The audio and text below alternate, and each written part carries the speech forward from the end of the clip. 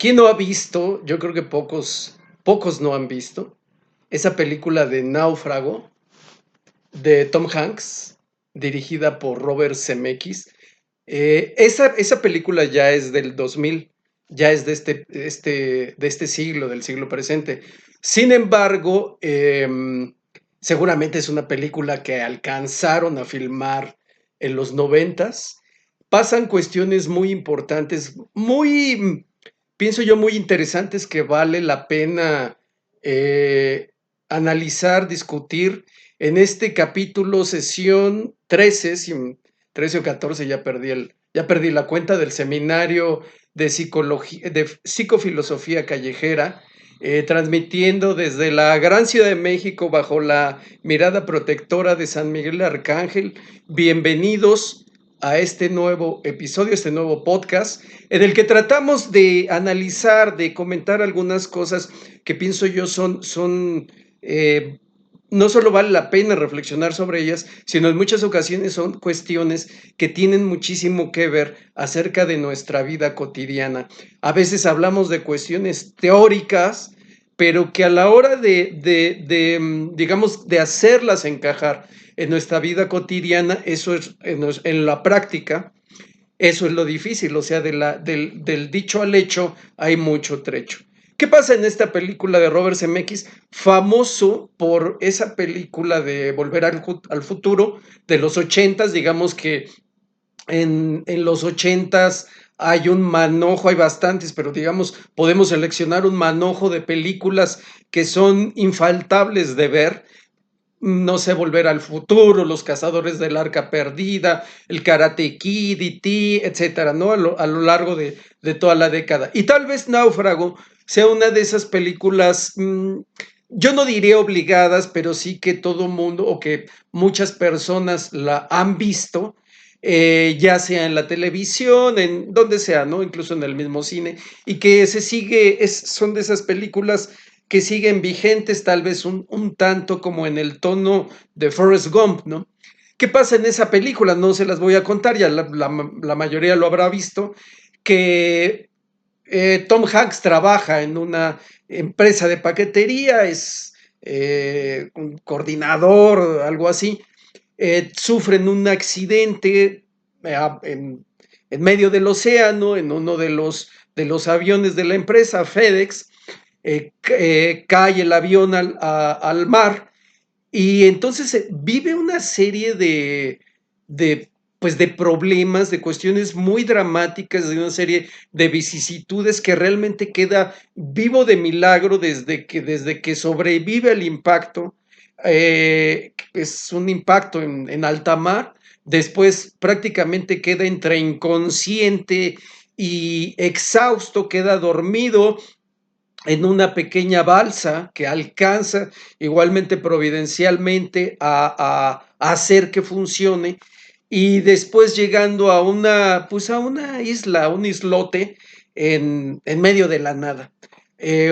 Una isla media más o menos inhóspita, no tiene mucho que ofrecerle, aunque digamos que no hay bestias salvajes ni cosas así, pero en donde la sobrevivencia es muy complicada. Él, en una vida, digamos, muy bonita, ¿no? Que tiene todo, la chica guapa, aunque a mí Helen Hunt nunca me ha parecido particularmente atractiva. eh, Tiene trabajo, es esos tipos que trabajan afanosamente, muy en esta cultura del rendimiento, de que si hoy hiciste 100, mañana tienes que hacer 110, si hoy hiciste esto en 30 segundos, mañana lo tienes que hacer en 28 y después en 27, ¿verdad? Del rendimiento, de la altísima exigencia, porque esa es la que mueve al mundo, o sea, de hecho lo dice en alguna plática previo al accidente, por supuesto, en una plática, digamos, motivacional que está teniendo en Rusia, que además esa escena prácticamente en el centro Moscú, en la Plaza Roja, no es ninguna casualidad. Es ese imperio capitalista que llega a enseñarle a vivir al, digamos, al obsoleto sistema comunista para ese entonces, más o menos recién derrumbado. Nada de lo que hoy ocurre, de lo que vemos en esa película, es casualidad. Vemos cómo sobrevive, cómo llega, cómo sobrevive, cómo empieza a aprender a pescar. Bueno, prácticamente vemos ahí en Tom Hanks, de alguna manera, si lo podemos decir así, la historia de la humanidad condensada, o parte de la historia de la humanidad condensada, desde que aprendes a abrir un coco, aprendes a pescar, aprendes a hacer fuego, aprendes a sobrevivir de las enfermedades, de las adversidades del clima, y después igualmente planear pues su huida de esa isla, ¿no? En donde sí, evidentemente, si él no hubiera hecho ese intento, o sea, si se hubiera resignado, pues ya era resignarse a vivir en un islote. Insisto, nada de lo que pasa en esa película de Robert Zemeckis es casualidad, es... pero hay algo que llama la atención, o que curiosamente no nos dimos cuenta en ese momento, pero que sin lugar a dudas, en un análisis más profundo, nos tiene que llamar nuestra atención. E insisto, nada de lo que ocurre en esa película, porque nada de lo que ocurre ni en las películas, ni en las series, y a veces ni siquiera en la vida, es casualidad.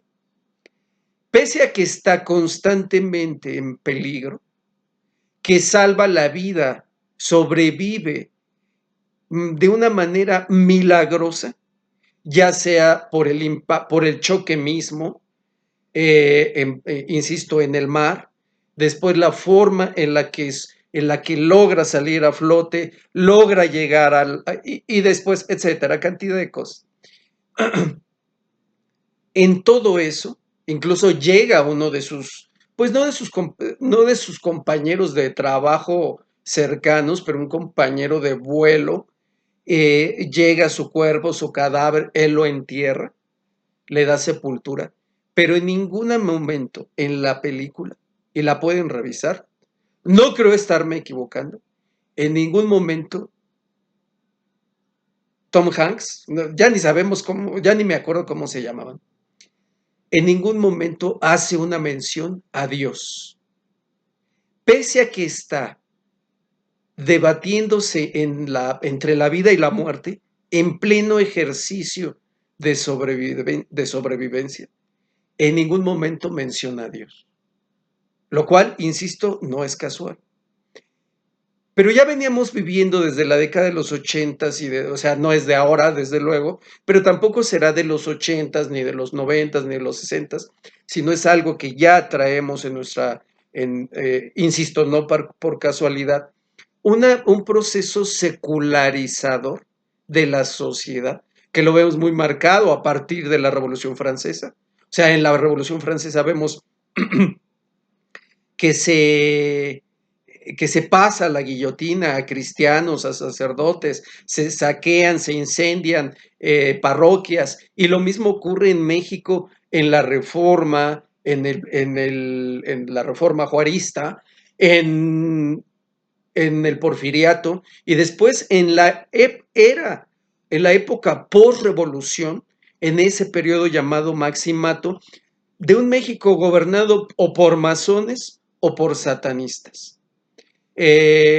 Juárez era masón, Díaz era masón, Madero era ocultista y todas esas rollos extraños, también satánicos.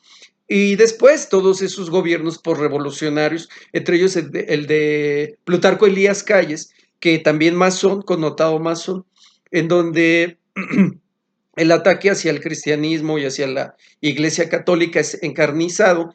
Hay algo que nunca les cuentan en sus libros de historia, más que en un renglón y medio, sobre la cristiada, llamados, digamos, peyorativamente cristeros, los que salen a defender su fe católica, a protestar en contra del cierre de las iglesias. Por cierto, estoy grabando esto en el 9 de febrero. El 10 de febrero se conmemora la muerte era un niño, José Sánchez del Río, quien ha sido canonizado, San José Sánchez del Río. Hay una película muy bonita ahí en YouTube.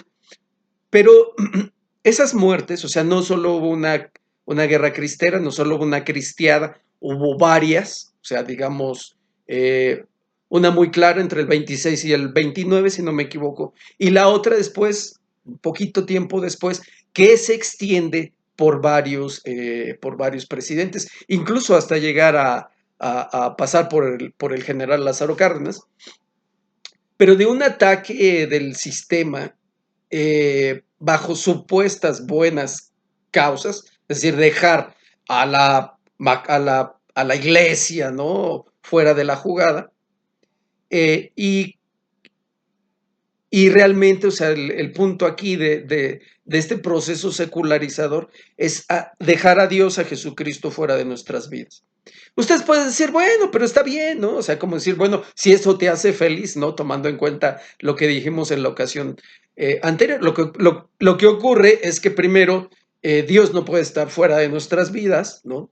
Al menos no en una persona sensata, ya que cosa que ya he venido explicando. Entonces, ese proceso secularizador ha sido muy claro, pero ha sido en muchas ocasiones bruto, grotesco, burdo, salvaje, como la Revolución Francesa, a una Revolución Francesa que quieren pintar así como que fue hecho por revolucionarios que tomaban tacitas de café y alzaban así el dedito. No, fue una cuestión salvaje, brutal, ¿no? O sea, no fue tal proceso que cambió la historia de la humanidad para bien, no. O sea, fueron salvajes, satánicos, que pasaron por la guillotina a todo aquel que se interponía en sus pasos, y preferentemente cristianos.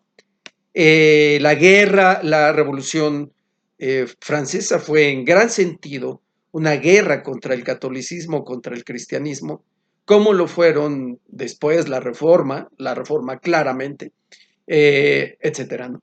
Entonces, y en otras ocasiones ese proceso secularizador es muy claro, perdón, más bien es muy fino, eh, ideológicamente a través de estas películas, en donde es el hombre, solo el ser humano, contra todo y que puede someter y vencer a todo, a la adversidad, a la desgracia, a la desdicha, a la soledad, a lo trágico de un accidente. De hecho, si se van a aquella escena en donde él rescata a su compañero, incluso llora, o sea, también esa parte humana del abrir pues el abrirnos a la expresión de esos sentimientos, se da en muchas ocasiones en él. De hecho, intenta suicidarse, es una escena que realmente no aparece. Pero aun cuando está enterrando, dándole sepultura a ese compañero, en ningún momento se persina o dice, bueno, pues que Dios te ayude, te ampare. No pone una crucecita en las rocas donde graba su nombre y graba la fecha de su entierro, ¿no? Que me parece que es el que sí. O sea, no pone la fecha de su muerte, sino la fecha en la que lo está sepultando. En fin, pues, incluso con mucho sufrimiento, logra fabricar fuego, hacer el fuego, algo que le lleva igualmente mucho dolor. Y cuando lo logra, él mismo se erige en una forma soberbia, en una forma orgullosa. O sea, lo hizo sin ayuda de nadie. Él, el hombre. ¿Qué es ese mensaje muy masón? O sea, es solo el hombre, supuestamente humanista. Dejen a Dios fuera. Dios no existe. Dejen a Jesucristo fuera. Como la canción de John Lennon en Imagine. Imagina que no hay cielo. Imagina que no hay infierno. No religiones, no, o sea, esa es la parte humanista muy hábil y muy finamente diseñada y trazada, en la cual dejamos fuera a Dios, en la cual dejamos fuera al maestro, ¿no? No le hagan caso. Está loco, Si acaso hablamos de él, pues es un buen chico y ya, ¿no? Y eso es lo que justamente, digamos, la parte más satánica de todos, ¿no? Cuando el demonio te dice, no, no creas, no hay infierno, ¿no? O sea, de hecho, la canción de John Lennon es una canción que, o sea, imagínense hasta dónde llega nuestra, pues nuestra estupidez. O sea, como es una melodía muy pegadora, es una melodía hermosa. Y entonces siempre le damos, siempre pensamos, es que es una letra hermosa. Es la canción de la paz, tal cual.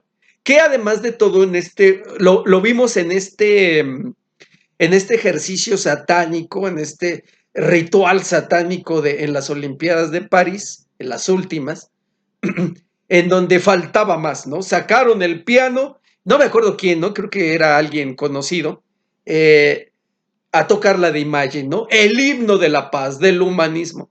Pero ¿qué paz va a haber sin Dios? O sea, esa es la parte absurda. O sea, Dios no existe y si existe es solo un elemento decorativo. Entonces, Tom Hanks tiene este ejercicio.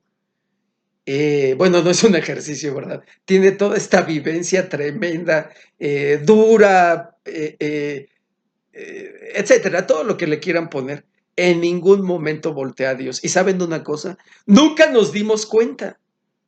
O sea, a la fecha vemos la película, está muy entretenida, solo le rinde, o sea, en un momento de soledad, solo le rinde, digamos, culto, en un culto ataviado de amistad a esa pelotita llamada Wilson, Wilson, que se convierte en su compañero. O sea, no es el ángel de la guarda, no es la Virgen María, no es nadie. Es un objeto. Con el único con quien entabla en ese momento una relación supuestamente amistosa es con un objeto. Con un objeto del capitalismo, de la marca Wilson. Nada más faltaba que fuera Nike, ¿no? Pero yo creo que Wilson pagó más. También pagó Spalding porque viene una referencia a ellos. Todas marcas de artículos deportivos. Pero no crean la cosa tan aséptica de espiritualidad. Porque, acuérdense de una cosa, ¿cuándo cobra vida Wilson? ¿Cómo, ¿Cómo se le da? ¿Cuándo Wilson deja de ser un simple balón de fútbol y se convierte en un ente lleno de vida? ¿Cuándo? Cuando él le da vida a través de su sangre. Sangre de mi sangre. ¿Lo pueden ver? O sea, la sangre es muy importante bueno, la sangre es muy importante en nuestra vida. Sin sangre no hay vida, desde luego estarán de acuerdo. Lo pueden ver en el Antiguo Testamento. O sea, cómo la sangre es vital, la sangre es vida. Ahí hay una prohibición, entre algunas prohibiciones, de no comer sangre. No te puedes, porque precisamente, ya no recuerdo si es en Levítico. Ay, mis amigos más versados en estos, pero es en esa primera parte, ¿no? En la parte de los primeros 5 libros, ¿no? Del Pentateuco. Creo que viene en Levítico. Y si no, en Deuteronomio. Y si no, por ahí debe de venir. En donde dice, no puedes comer sangre, porque sangre de ninguna, pues, ¿no? O sea, quiero decir no solo humana, sino de puerco, tan rica que es la moronga, ¿no? Bueno, pero pues es pecado, Dios no lo permite. Pero sí, ¿quién lo permite? La competencia. El horroroso engendro demoníaco que se cree Dios y que no es eso. El cobarde que está atacándonos siempre tras bambalinas. El que se cree muy inteligente, pero no lo es porque debería de saber que nunca puede derrotar a Dios y nunca lo podrá derrotar. Él sí dice, él sí impulsa a hacer sacrificios humanos. Vean los aztecas, ¿no?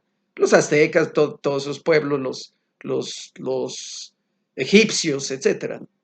Eh, la sangre es ese elemento. Y hoy los satánicos, o sea, cuando hablan de esta apertura, ¿no? Decir, bueno, de creencias, bueno, pues vivimos libertad de culto, bueno, sí, ¿no? Pero no te comas ese bebé, no le saques el corazón, no te bebas su sangre. No es, o sea, no estoy diciendo mentiras. Simplemente googleen un poco y verán, investiguen un poco. Es más, creo que ya he contado esto. Esta casa, esta famosa, se llama Hotel Posada del Sol, que se construye bajo, digamos, muy soñadoras ideas de hacer un lugar fastuoso, maravilloso. Medio se consigue, pero nunca se termina. Ahí en la colonia Doctores, una cosa muy rara, ¿no? O sea, escoger la colonia Doctores para hacer eso, bueno, yo sería el último, aquí estoy hablando de la Ciudad de México, una parte muy, muy populosa, pero poco apta para ser un lugar así como un templo para el disfrute. Y termina siendo un lugar, un refugio de la élite política, artística, de esta sórdida, depravada, pervertida, corrupta élite, encabezada entre otros por el Negro Durazo, ¿no? Ahí se cuecen varias historias en torno a Luis Miguel, a sus papás, en especial a su mamá, siempre se me olvida el nombre de su pobre madre, que la terminan desapareciéndose, parece que está enterrada ahí o en uno de las otras tantas casas fastuosas y de muy mal gusto del Negro Durazo.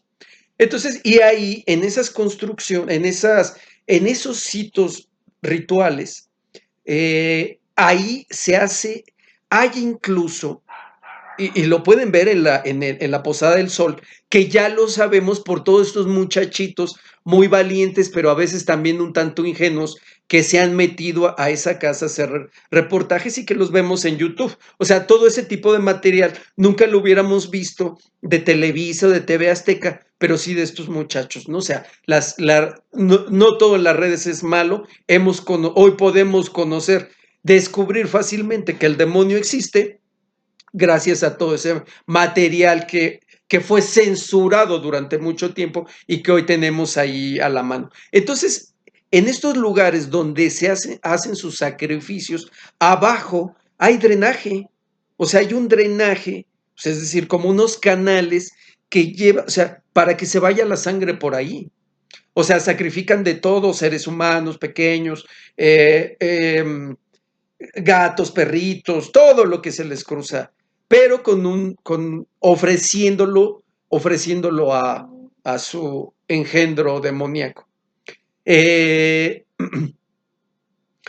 y entonces Tom Hanks le da vida a ese objeto a través de su sangre. Ese es un ritual, por supuesto. Le llama Wilson, sufre mucho cuando lo pierde, es su compañero. No es casualidad, nada en esta vida es casualidad, que le da vida a través, o sea, Wilson no existe como tal hasta que él le da vida a través de su sangre. Y o sea, se convierte además en un ejercicio de idolatría. ¿Qué es la idolatría? La idolatría es esa adoración a todo lo que está fuera de Dios.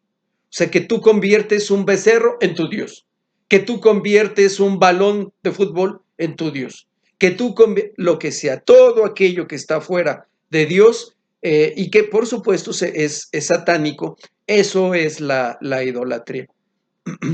Que es algo que el otro día decía, ¿no? Que es algo que está muy evidente hoy en la cultura argentina, ¿no? Que han convertido el fútbol en idolatría.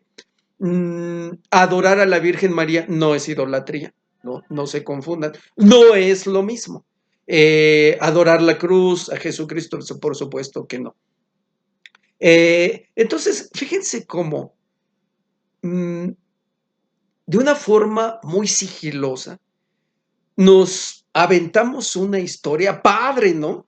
O sea, esto sigo hablando de la película de Náufrago, o regreso a la película de Náufrago, una historia que vemos una y otra vez, en la cual el hombre sobrevive sin necesidad de Dios, pero que tiene sus que veres o sus quereres con el demonio, pero no nos damos cuenta, que convierte a un objeto, un balón de fútbol, en un objeto de idolatría a través de su sangre. Eso lo hacen los masones, los satánicos, todos, ¿no? Que se creen muy caballeros. ¿Por qué no nos dimos cuenta,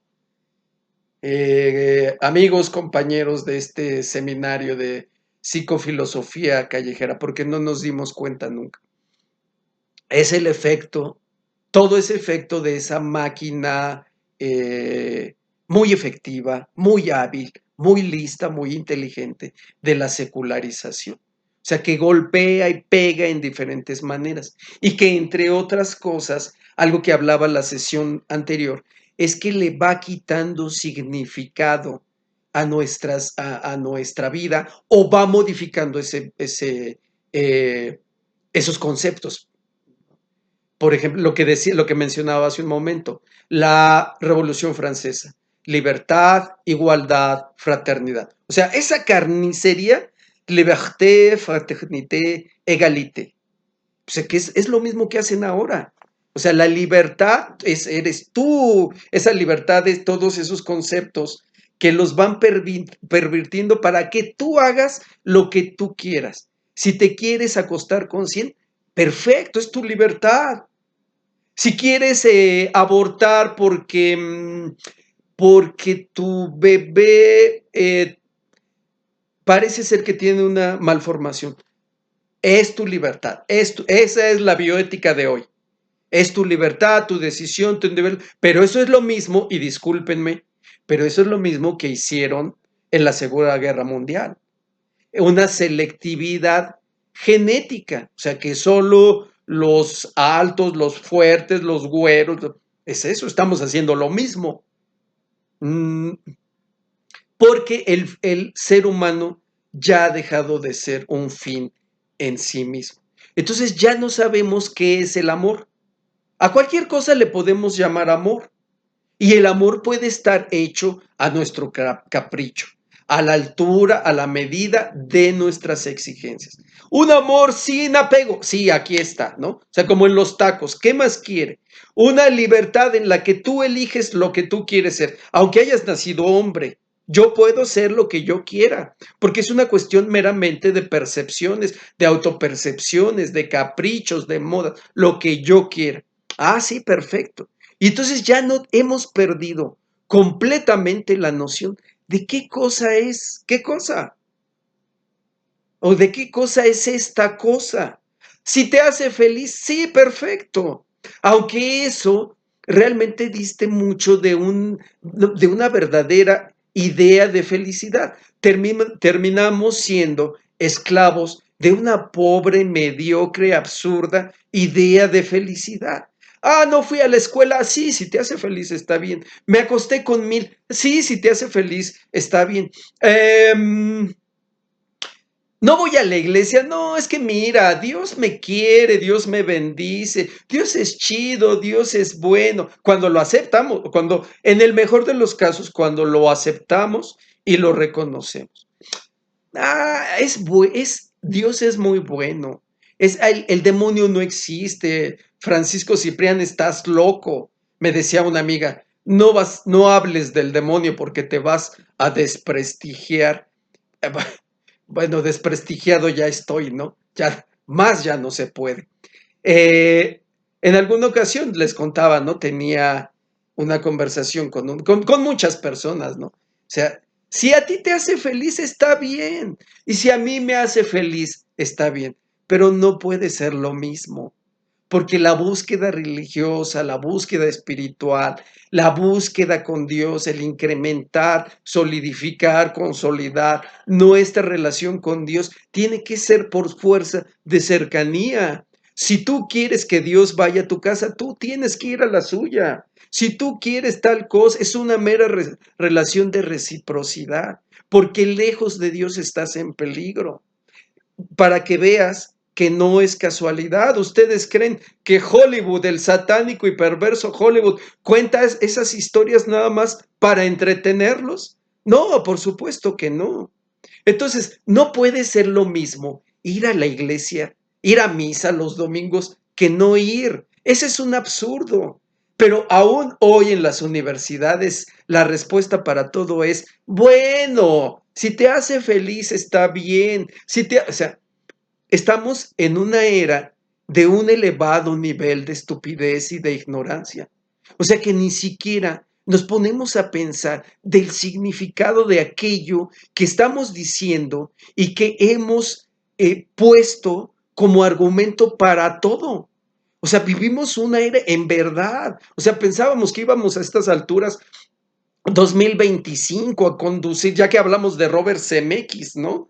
De hecho, ya pasamos la época, la era en la que íbamos a conducir estos vehículos diseñados por el profesor de Volver al Futuro, ¿no? Ese con su cabello revuelto, así canoso, estilo Einstein. No, ¿qué creen? O sea, estamos viviendo en una época de una estupidez ramplona, burda, absurda, ¿no? Dicen, Dios no necesita iglesias. Bueno, yo lo dudaría, ¿no? Mm, En la semana me contaban un episodio, un amigo español, una vivencia que tuvo en una iglesia de Celaya, eh, en un momento de mucho sufrimiento para él. Ese sufrimiento que guardas de repente, ¿no? O sea, te pasa algo, se te muere alguien, por ejemplo. Bueno, de pronto lo puedes sacar, pero ya cuando tienes que regresar a tu vida cotidiana, a tu vida real, entonces ya ese dolor lo tienes que dejar ahí, no lo puedes estar sacando a cada ratito, solo en ciertos momentos. En algún momento yo decía, bueno, por ejemplo, la verdadera vida empieza cuando se mueren tus padres. Me recordaba el otro día un buen amigo que yo dije eso, el pastelín. Me decía él, bueno, es que yo me acuerdo una vez que pusiste en el Facebook, la verdadera vida comienza cuando se mueren tus padres.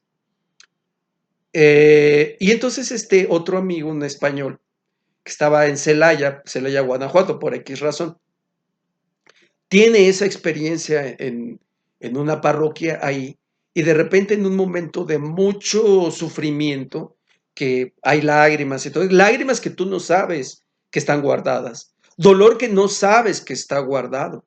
Y entonces en eso voltea y mira a San Martín de Porres. Y, y, y entonces es una experiencia muy particular, porque San Martín lo mira y me dice a mí, me estaba viendo, en verdad me estaba viendo.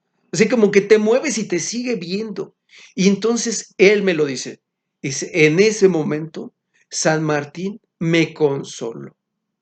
Y en efecto, o sea, ¿cómo vas a sacar lo que tienes adentro de la muerte de tus padres, de tus hijos, de todas esas cosas que traes, de tu vacío espiritual que tienes que llenar, que quieres llenar con café del Starbucks, que quieres llenar con el iPhone nuevo, que quieres llenar con viajes, que quieres llenar con drogas, con sexo?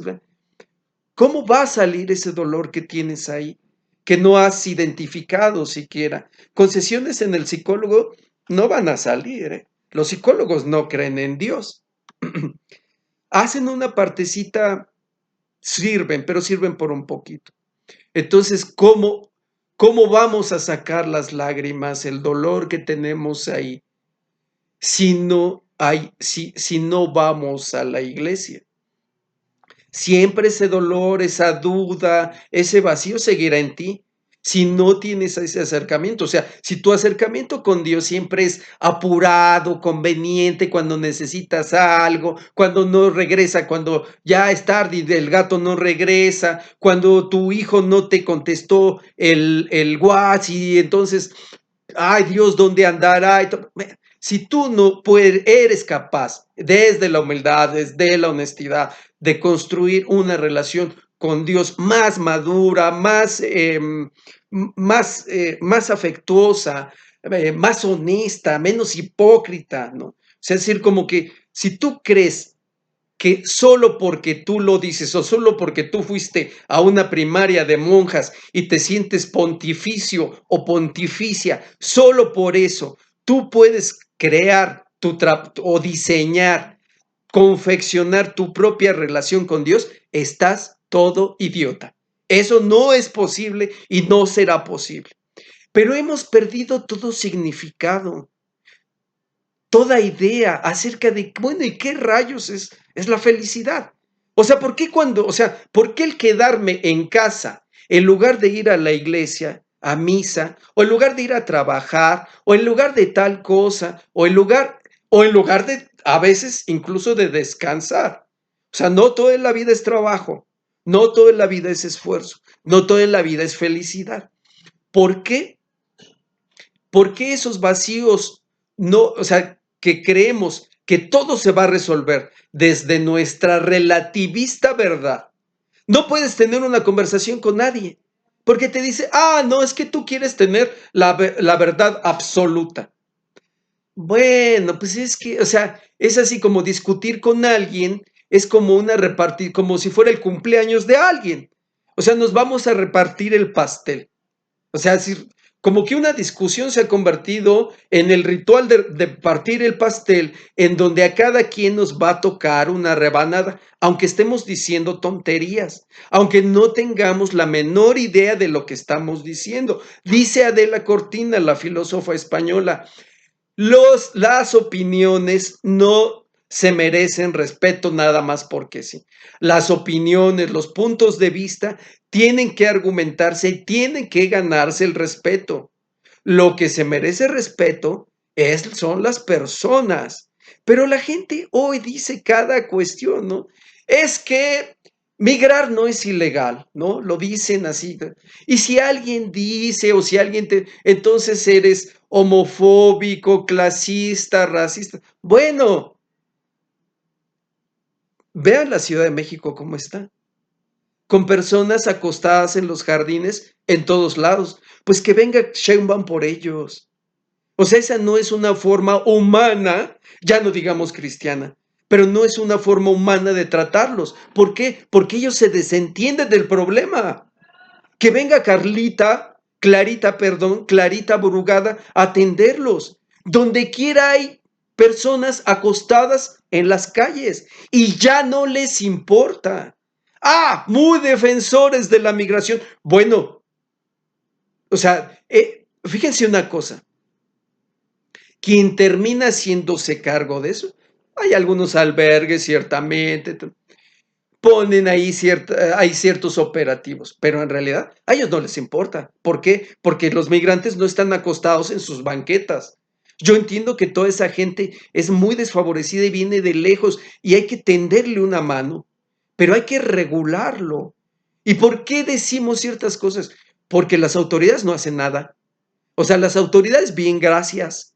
Bueno, haz algo. En muchas ocasiones hay muchas iglesias y de hecho las propias personas saben que a donde tienen que ir a pedir ayuda es a las iglesias de todo tipo, a las iglesias católicas y protestantes. Ahí en el centro ustedes verán lugares, ahí por la Merced, en donde se les brinda ayuda, se les brinda cobijo.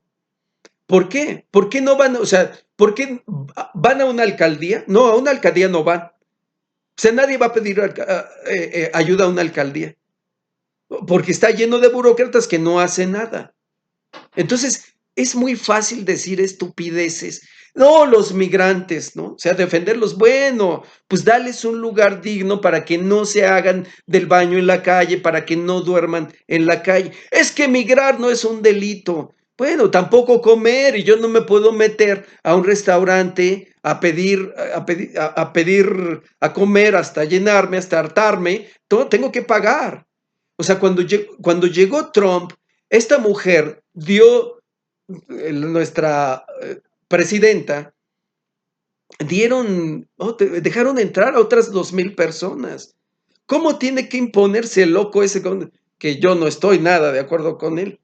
Pues a la mala, ¿no? Bajo amenazas. Porque si no es bajo amenazas, estos huevones de Palacio Nacional, huevones, corruptos y satánicos, por cierto, no hacen nada. O sea, como ellos están acostumbrados al dejar hacer, ¿no? El laissez-faire, que dicen los pomposos franceses, como ellos están acostumbrados a eso, a que no hacen nada, ¿no? Pues entonces, bueno, alguien tiene que protestar, ¿no? Hemos perdido el sentido, la carencia de sentido. Vivimos en la carencia de sentido, de significado. No sabemos qué es el amor, no sabemos qué es la felicidad, no sabemos qué es la libertad, no tenemos la menor idea sobre Dios. O solo si acaso tenemos en general, una vaga idea sobre Dios. El otro día, en una parroquia muy hermosa ahí en la Plaza de Santo Domingo, en donde también en esos alrededores verán llenos de personas acostadas y viviendo en la calle, porque ellos solo atienden, ellos los alcaldes, los gobiernos, la zona turística, ¿no? Estas 2 cuadras, ¿no? Que eso sí, hay una placa de este bufón, Martí Batres, en donde se puso una placa en donde él hizo peatonal el Zócalo. No, bueno, o sea, pues eso nada más era cosa de taparle, ¿no? Ve a limpiar el mugrero que hay 5 cuadras para allá, hacia la calle de Brasil, hacia la calle pasando la calle de San Jerónimo. O sea, haz eso. O sea, él se inmortalizó con una placa haciendo peatonal. Hazme favor, ¿no? Bueno, ahí en esa parroquia de Santo Domingo de Márquez, creo. Es una parroquia muy hermosa. Desafortunadamente poca gente va a misa. No hay misas en la tarde. En algún momento en su vida, en su existencia, van a lamentar. Yo les deseo y le pido a Dios que lo lamenten en vida y que no lo vayan a lamentar en muerte. Es decir, en vida cuando todavía puedan rectificar, cuando todavía puedan descubrir, porque pueden caminar, o sea que no están postrados en una cama, enfermos, o ya agonizando. Lo importante que es a misa, lo importante que es la Eucaristía, lo importante es que es aceptar a la Virgen María como nuestra divina intercesora. Ojalá lo descubran en vida. Bueno, en esa iglesia éramos 5, 10 personas, 15, no lo sé. No, no éramos 15. ¿A quién quiero engañar? En misa, y entonces entran los turistas y no saben qué rayos es. No saben qué es una misa, se quedan, o sea, es una iglesia, un templo impresionante, o sea, y se quedan así, pero no saben qué es. Y entonces está una chiquilla y le dice el padre, o sea, está la ceremonia, o sea, es la ceremonia de la misa, y está la chiquilla así. No tiene bueno, yo supongo que tiene una pequeña idea, pero no, o sea, pero no tiene ninguna educación al respecto.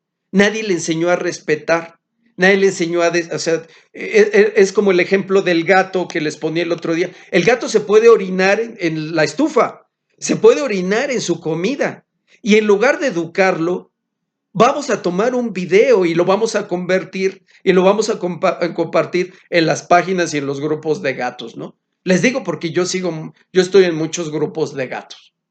Bueno, y entonces le dice el sacerdote, no es momento de hacer turismo. El error del padrecito le hubiera dicho, no, pues siéntate, ¿no? Y entonces la chamaca, o sea, así no sabía qué estaba pasando. Y agarró y se fue, ¿no? Se fue, prefirió irse a sentarse, ¿no? ¿Por qué? Porque se rigen bajo sus propios y absurdos, ignorantes criterios.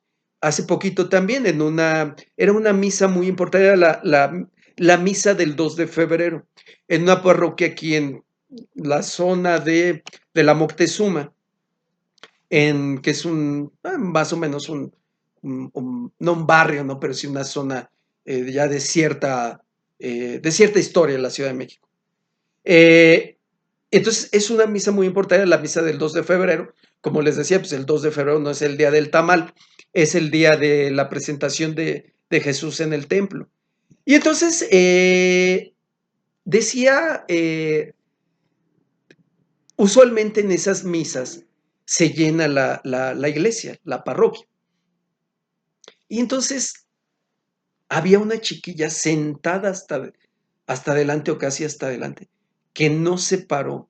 Su mamá la volteaba a ver, le echaba unos ojotes y no se paró. Pobre niña. O sea, pero esos monstruos son los que hemos construido, que no saben, uno, no saben lo que pasa ahí, no tienen noción de qué hay ahí, de qué es la cruz, qué es la misa, qué es la Eucaristía. Primero. Segundo, creen que solo sus chicharrones truenan, que solo su voluntad se debe de imponer por encima de lo demás, que no tienen la menor educación. Así, pero para nada. O sea, yo quiero entender que yo llego a algún lugar y saludo y respeto, ¿no? Digamos como que el modelo, los códigos de ciertos lugares. No tenía la menor idea ni del respeto, ni de qué pasaba ahí, nada absoluto, porque solo rige el nosotros. Un nosotros, insisto, no es original, dictado hábil y perversamente por las élites, por esas élites malignas, satánicas, que te hacen creer que no necesitas a Dios. Ah, mira, pero te doy este baloncito, tú dale vida a este baloncito Wilson y él va a ser tu fiel compañero, ¿no? Como el Tamagotchi, como los videojuegos, como el celular, como las drogas, como el sexo, como todo lo que le quieran poner. No tenemos la menor idea de nada. Hay un capítulo de los años maravillosos, perdón, esta serie de fines de los 80s, principios de los 90s, en donde ya digamos, es el crecimiento desmesurado de los centros comerciales en Estados Unidos que los llaman malls. De hecho, hay un capítulo en donde Kevin y su amiguita noviecita, Winnie Cooper, dan un paseo por el bosque Harper, me parece, que es el lugar en donde ellos convivían, en donde ellos jugaban de niños y además en donde se dieron, recuerden, su primer beso. Entonces, el bosque Harper significaba mucho para ellos. Pero bueno, era toda pues ¿qué diré? Esta avalancha, ¿no? Esta marabunta tremenda de este sistema, de este monstruo capitalista que, ojo con una cosa, no todo es malo en el sistema capitalista, ¿no? Lo que es malo es la voracidad, ¿no? Lo que es malo es el despilfarro, es el hiperconsumo, es la voracidad, es la codicia, ¿no? O sea, pagarles a los deportistas estas cifras obscenas por patear una pelota, por pegarle a una pelota, pues es una locura. O gastar más de 1,000,000,000 o cientos de millones, a veces miles de millones, en construir un templo, perdón, un estadio deportivo que es un templo de la idolatría, es una cosa absurda, ¿no? Entonces, crecen los centros comerciales en donde antes nosotros compartíamos y que ahora seguiremos compartiendo, perdón, pero consumiendo, siempre consumiendo, comprando cosas, pues en muchas ocasiones, cosas que no necesitamos.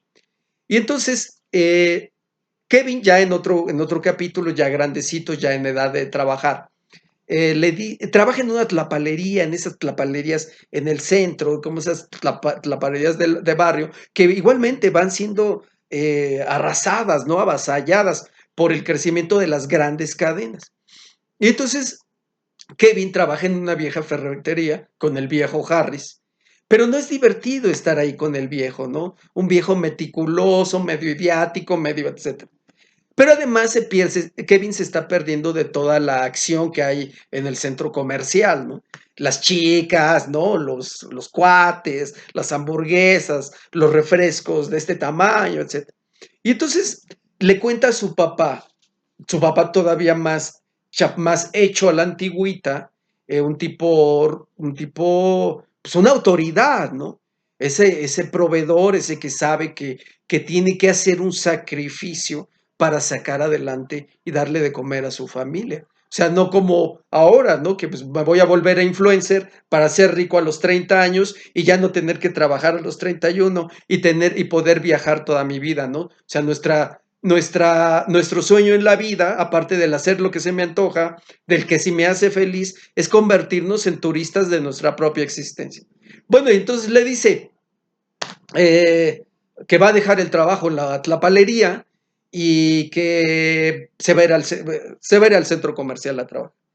Y entonces le dice su papá, bueno, de las pocas conversaciones que tiene con su padre en la serie, y unas conversaciones bastante tropezadas, le dice, ¿por qué no? Te negrea mucho, te esclaviza mucho, bueno, no me juzguen por haber usado esa palabra.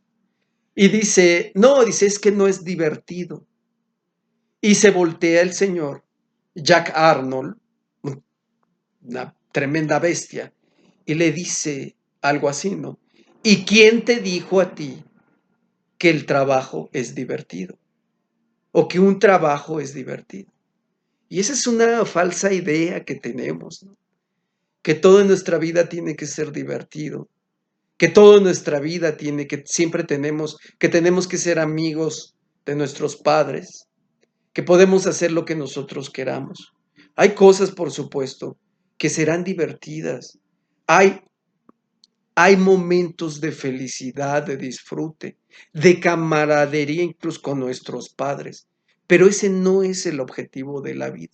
Después les diré cuál es ese objetivo de la vida, que no tiene nada, sí tiene que ver, pero eso es, digamos, esa es una consecuencia. El ser feliz, el pasárnosla bien, de cuando en cuando, no se puede ni ser feliz, ni estar contentos, ni disfrutar toda la vida. Eso es absurdo. O sea, de tanto divertirse, la diversión deja de ser divertida. En alguna ocasión alguien me decía, bueno, es que ya no quiero ir a la universidad. ¿Por qué? Dice, porque no me hace feliz. Bueno, es que las universidades no se construyen para ser felices. Se construyen para que estudies, para que te formes, no solo académicamente, sino como persona, porque además de todo, ahí vas a ir a conocer a otras personas que te van a enriquecer. Bueno, ya no tanto, la verdad, pero esa es la idea. La cuestión del trabajo es lo mismo. El trabajo es formativo, no solo es ganar dinero. Eventualmente, los viernes podrás salir con tus cuates a echar unas chelas, en fin de año habrá unos convivios, irán a celebrar el cumpleaños del jefe, el cumpleaños de fulanito, de sutanito, habrá convivios, intercambios, insisto, en fin de año, la posada, etcétera, ¿no? Y te harás compadre de tu compañero en el almacén. Tal vez eso ocurra. Pero ese no es el punto central. La vida está llena alrededor de posibilidades para ser felices, para disfrutarlas, que no solo tenemos derecho, sino ciertamente obligación de buscar. Un día hermoso, un día radiante, etcétera, cantidad de cosas, ¿no? Que hay para disfrutar. Dios nos hizo con esa capacidad para disfrutar de la comida. Somos muy sensibles a la belleza, a la estética, incluso a la belleza del otro. Por eso pasa una chica hermosa. Es difícil, ¿no? Que sea pecado, ¿no? Pero sabes que ahí hay una chica hermosa, sabes que ahí hay un chico guapo. Etcétera. Hay que dominar esos, pero lo sabes, de que lo sabes, lo sabes. Y la belleza y el amor, la hermosura del amor, si te enamoras de alguien, bueno, es que Cuando es un amor, cuando el amor es una bendición de Dios, no te puedes enamorar de la persona equivocada. Cuando es un engaño de Satanás, entonces sí te vas a enamorar del tipo casado que te dijo que nada más estaba con su mujer por los hijos, ¿no? O de la que nada más te quiere sacar tu dinerito, ¿no? O sea, de la persona equivocada, ¿no? Pero cuando es un amor, y ese amor será con apego, con necesidad del otro y todo, claro que lo es. Y será, ahí habrá muchos momentos de felicidad, claro, pero como punto central, ir sobre la felicidad, ir sobre la diversión, porque la felicidad se trata de disfrutar. No, eso es una tontería.